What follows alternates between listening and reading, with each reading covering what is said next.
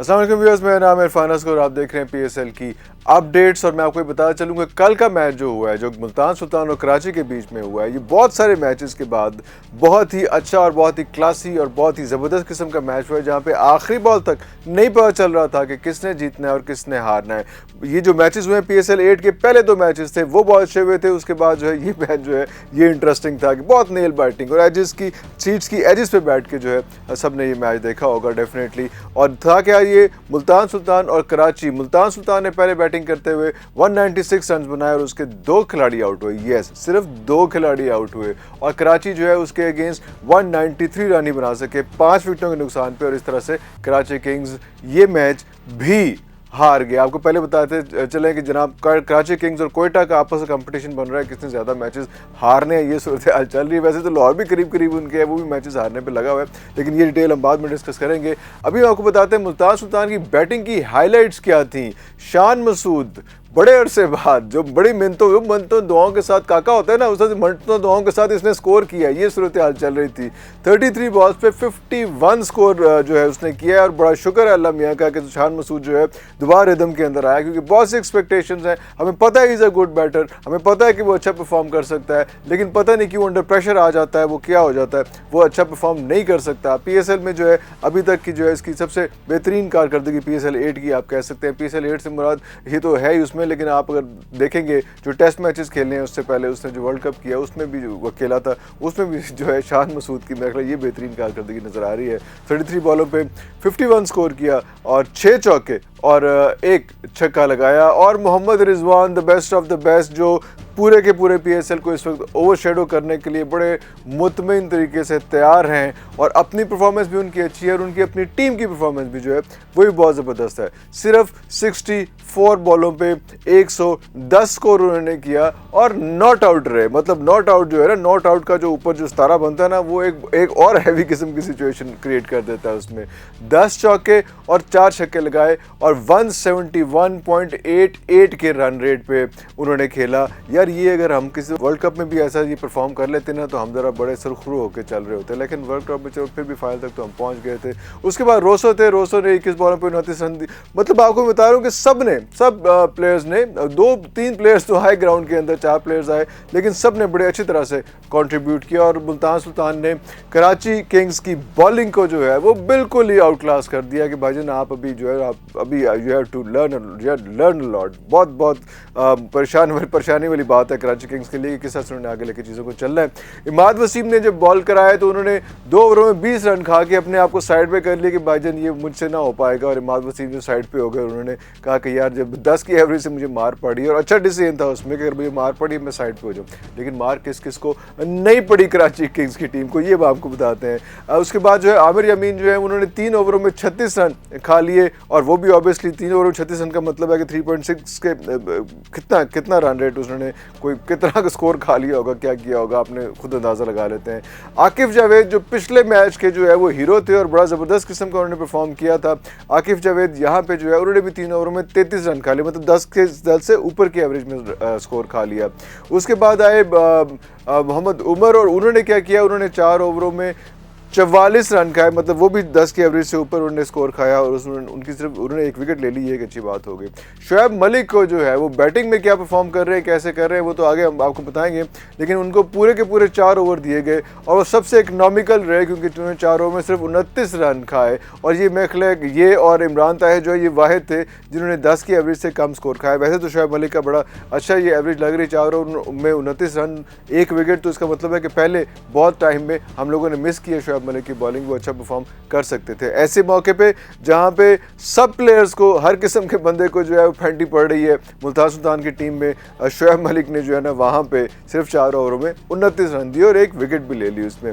इमरान ताहिर जो है वो थोड़ा सा एक्सपेंसिव रहे, लेकिन बाकी की निस्बत वो भी बड़े ठीक रहे। उन्होंने 4 ओवरों में 33 रन दिए लेकिन कोई विकेट हासिल नहीं कर सके। उसके बाद जनाब आती है कराची किंग्स की बैटिंग और मैथ्यू वेड आते हैं और उन्होंने 14 बॉलों पे 20 रन बनाए, 1 छक्का भी मारा, 3 चौके मारे और उसके बाद इंटरेस्टिंग डिक्लाइन शुरू होता है। डिक्लाइन बड़ा इंटरेस्टिंग है ये उसमें, क्योंकि विंस थे और साथ हैदर अली थे और बड़ी अच्छी पार्टनरशिप चल रही थी। हैदर अली बड़े अच्छे तरीके से विंस को जो है वो बैटिंग दे रहे थे और विंस जो है वो बेदरेक जो है वो फेंटा लगा रहे थे मुल्तान सुल्तान की सारी टीम को, और बहुत बुरी तरह से बॉलर्स बुरी तरह से पिट रहे थे।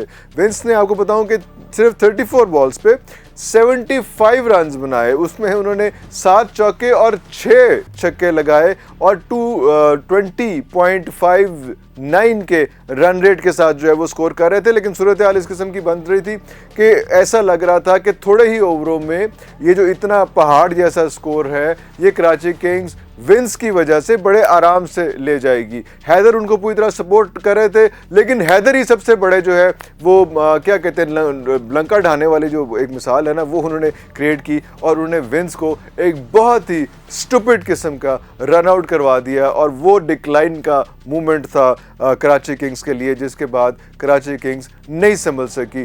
शोएब मलिक आए, 19 बॉलों पे 13 रन दिए और वो शुक्र है कि आउट हो गए, क्योंकि उसके बाद इमाद वसीम आए और इमाद वसीम जो है वो उन्होंने कैप्टन इनिंग खेली, 26 बॉलों पे 46 रन बनाए और आखिरी ओवर में भी वही सामने खड़े थे और बेन कटिंग खड़े थे। इसमें मैं ये बता चलूँ कि हैदर अली ने एक तो ये काम किया कि अपने जो है जो इतने पॉलिश्ड प्लेयर को जो इतना अच्छा खेल रहा था उसको आउट कर दिया, एट द सेम टाइम खुद भी कोई स्कोर नहीं किया था उन्होंने, तो वो एक बड़ी ऑड सिचुएशन क्रिएट हो गई थी।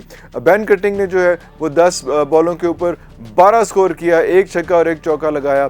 इमाद वसीम जो है वो सामने खड़े हुए थे आखिरी ओवर में, और आखिरी ओवर में जो बॉलर बॉलिंग करा रहा था वो आगे हम आपको डिटेल्स बताते हैं, वो भी इतना डरा हुआ सहमा हुआ और बिल्कुल ही अजीब किस्म का वो बेचारा बच्चा था। वो उससे बॉलिंग नहीं हो पा रही थी और इससे कितने वाइड और कितने नो बॉल बेचारे कराए। मेरा ख्याल है कि 9-10 बॉलों का ओवर था और 22 स्कोर करना था, लेकिन 10 बॉलों के अंदर भी जो है वो कराची किंग्स 22 स्कोर नहीं कर सका और 3 रन से हार गया। मैं आपको ये बता चलूँ कि मुल्तान सुल्तान की बॉलिंग अच्छी नहीं रही। इलियास आए, उन्होंने 3 ओवरों में 38 स्कोर खा लिया। ब्रेथवेट जो है उन्होंने एक ही ओवर कराया, उनमें से 19 रन खा के उसको उन्होंने कहा कि रिजवान ने कहा कि भाई तू रहने दे, तुझसे नहीं होगा, तू रहने दे, साइड पे हो जा। उसमें अब्बास अफरीदी जो है वो आए, उन्होंने 4 ओवर में 55 रन दिए और सिर्फ 2 विकेटें हासिल की और ये सबसे एक्सपेंसिव प्लेयर रहे और ये बड़ी एक और सिचुएशन थी। एहसान उल्लाह के अलावा कोई भी हमने देखा कि कोई बंदा भी इसका मुल्तान सुल्तान का कराची किंग्स के सामने ठहर नहीं सका। एहसान उल्लाह एक इस किस्म का जो है एक प्लेयर निकल रहा है, इस किस्म का बंदा निकल रहा है, इस किस्म का बॉलर निकल रहा है कि हमें लग रहा है कि हमने काफ़ी उसकी जो एज है पहले गंवा दी है, जिसमें वो स्ट्रगल कर रहे थे और उन्होंने उनको इस तरह से पॉलिश करके हम सामने नहीं लाए। ये हमारा एक मिसिंग लिंक लग रहा है। लेकिन अगर हम ये देखते हैं कि एहसान उल्लाह की अभी जगह बनेगी नेशनल टीम के अंदर, क्योंकि बिल्कुल लग 4 ओवरों में 17 रन, इससे पहले जो आपको स्कोर बता चुके हैं कि हम लोग कि पहले भी एहसान उल्लाह जो है जब से PSL शुरू है बड़ा अच्छा परफॉर्म कर रहे हैं और बड़े अच्छे तरीके से, और किसी भी प्लेयर को वो खेलने का मौका नहीं दे रहे। वो कौन बड़े से बड़ा प्लेयर है, नए से नया प्लेयर है, वो अच्छा वो जो सोच के आराम से ध्यान से खेलता है वो प्लेयर है, या जो दड़े मारता है वो प्लेयर है, कोई भी एहसान उल्लाह को भी प्रॉपर तरीके से खेल नहीं सक रहा। उसामा मीर 4 ओवरों में 35 रन दिए, 1 विकेट हासिल की। उन्होंने सिर्फ खुशदिल शाह जो है 4 ओवर में 25 रन दिए और 1 विकेट हासिल की।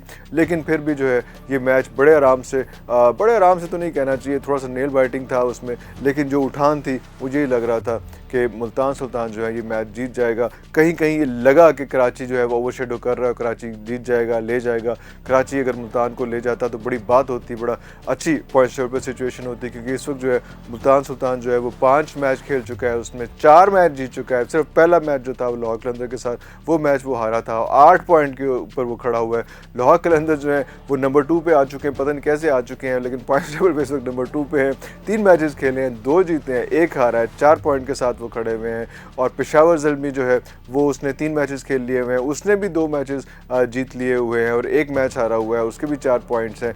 पॉइंट्स टेबल पे जो है जो नेट रन रेट आता है उसमें लाहौर कलंदर थोड़ा सा आगे है और पेशावर ज़ल्मी थोड़ा सा उससे पीछे है। मतलब लाहौर कलंदर जो है वो .050 के ऊपर है और पेशावर ज़ल्मी जो है इसलिए थोड़ा सा नीचे आया था कि -.632 के ऊपर है। कराची किंग्स चौथे नंबर पे आ चुका है। क्यों आ चुका है उसका मसला ये है कि कराची किंग्स अगर ये मुल्तान सुल्तान को इतने नैरो मार्जिन से ना हराता तो शायद वो इस्लामाबाद यूनाइटेड से नीचे होता, लेकिन वो जो नैरो मार्जिन है जिसमें उनके प्लेयर्स ने परफॉर्म कर दिया है, 190 प्लस स्कोर कर दिया है, उसकी वजह से वो जो है वो चौथे नंबर पर इस वक्त आ चुका हुआ है। 5 मैचेस कराची खेल चुका हुआ है, 1 जीता है और 4 हारा है, सिर्फ 2 पॉइंट्स हैं उसके, लेकिन वो जो है प्लस 0.364 के रन रेट उसका बेहतर हो चुका हुआ है। मतलब मेरा ख्याल है कि अगर हम देखें तो मुल्तान सुल्तान के बाद जिसका रन रेट थोड़ा सा प्लस में है, पॉजिटिव है, बेहतर है, वो यही नज़र आ रहा है जैसे 0.0364 के ऊपर है। इस्लामाबाद यूनाइटेड सिर्फ 2 मैचेस खेले हैं, अभी मैचेस ही बहुत कम खेले हैं उसने।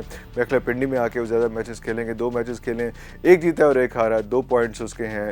और इस तरह से क्वेटा ग्लैडिएटर्स जो है वो बिल्कुल मुश्किल के अंदर है और वो परेशानी की हद से जो है वो अब बाहर निकल गया। उनको तसल्ली हो गई होगी कि अब मेखला इस चैंपियनशिप में ज़्यादा आगे तक नहीं जा सकते। क्वेटा ग्लैडिएटर्स और कराची किंग्स जो है ये लग रहा है कि ये सबसे 2 टीमें सबसे पहले जो है वो इस टूर्नामेंट से आउट हो जाएगी, क्योंकि क्वेटा 4 मैचेस खेल चुका हुआ है, 1 जीता है सिर्फ और 3 हार चुका है, सिर्फ 2 पॉइंट्स के ऊपर बैठा हुआ है, रन रेट भी उसका सबसे नीचे है, तो ये एक इसको प्रॉब्लम क्रिएट होगी। आज का जो मैच है पेशावर ज़ल्मी और इस्लामाबाद यूनाइटेड के साथ है। पेशावर ज़ल्मी और इस्लामाबाद यूनाइटेड दोनों इस वक्त स्ट्रगल कर रहे हैं और वो हैं तो वो जो एक बॉटम लाइन है उससे ऊपर ही है किसी हद तक, लेकिन वो स्ट्रगल करेंगे कि ज़्यादा अच्छे तरीके से हम उसको नंबर 2 या नंबर 3 की पोजीशन के ऊपर आए, इस तरह से नंबर 4, नंबर 5 या नंबर 3 की पोजीशन के ऊपर ना ये सूरत हाल है। आज 7 बजे मैच होगा और नेशनल स्टेडियम के अंदर होगा, बड़ा ज़बरदस्त किस्म का मैच होने वाला है। दोनों टीमें बहुत स्ट्रगल कर रही हैं। कल सुबह इंशाल्लाह इस पर तबसरा करेंगे, तब तक के लिए इजाज़त दीजिए। पाकिस्तान जिंदाबाद।